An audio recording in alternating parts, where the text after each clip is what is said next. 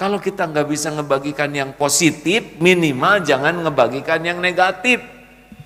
Tidak ada yang lebih pahit dari berharapnya hati kepada Allah. Allahumma aftah lana hikmataka ya Allah.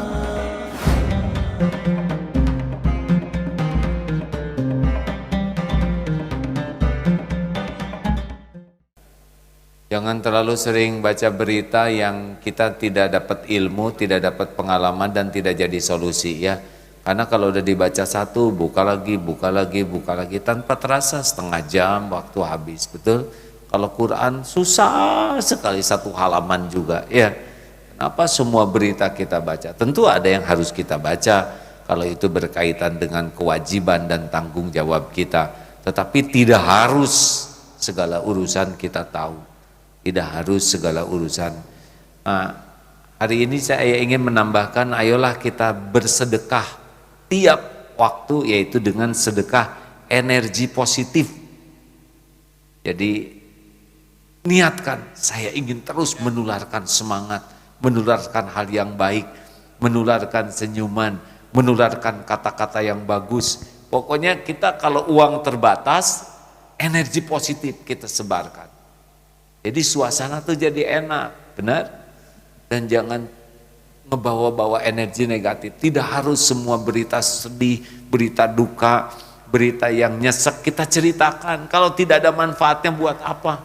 Sayang, karena setiap kali kita cerita ke anak, cerita ke teman, cerita ke orang tua, kalau itu negatif, itu akan menjadi pikiran juga. Iya kalau jadi solusi, kalau manfaat, kalau enggak, jangan asal cerita, ini ya, saya lihat itu ada orang yang celaka tuh, robek ini ya tuh, tulangnya tuh sampai keluar, atau jadi horor semuanya, ya enggak? Terus mau apa diceritakan? Dokter bedah bukan, ngoperasi enggak, lihat juga enggak, tapi cerita, tahu enggak itu ya, yang kebakaran di sana, itu mah hancur sampai terbakar ininya, jadi kebayang, jadi horor semua. Mau apa cerita ini? Itu kita hanya nularkan negatif, suasana jadi nggak enak, hati orang jadi sedih. Kalau kita nggak bisa ngebagikan yang positif, minimal jangan ngebagikan yang negatif. Kalau itu berita tidak perlu disampaikan. Ini serius hadirin. Kadang ke anak pengen segala diceritakan.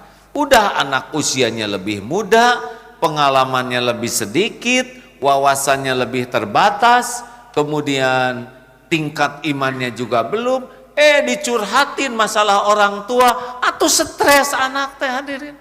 Lah orang tuanya aja stres, diceritakan ke anaknya.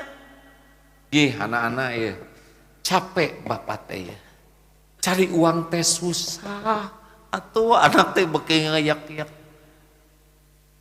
Dan tidak jadi solusi, itu anak gak bisa memecahkan apa-apa kecuali membuat anak jadi tertekan, ngebatin. Ini bapaknya nih gak benar ya. Ada kalanya bisa diajak ngobrol, ada kalanya pikir apa perlunya saya curhat ini ke anak. Jangan sampai anak jadi beban hidupnya. Nah ini harus bijaksana. Setuju tidak hadirin? Udahlah kalau kita nggak bisa memberikan sesuatu energi positif, minimal jangan ngasih energi negatif. Udah lagi beban besar, kita ini harus selalu mengontrol apa yang akan kita sampaikan ke orang lain. Ya ada juga yang nanya, kenapa nggak ngomong ini? Ya umat itu udah banyak masalahnya nih ya.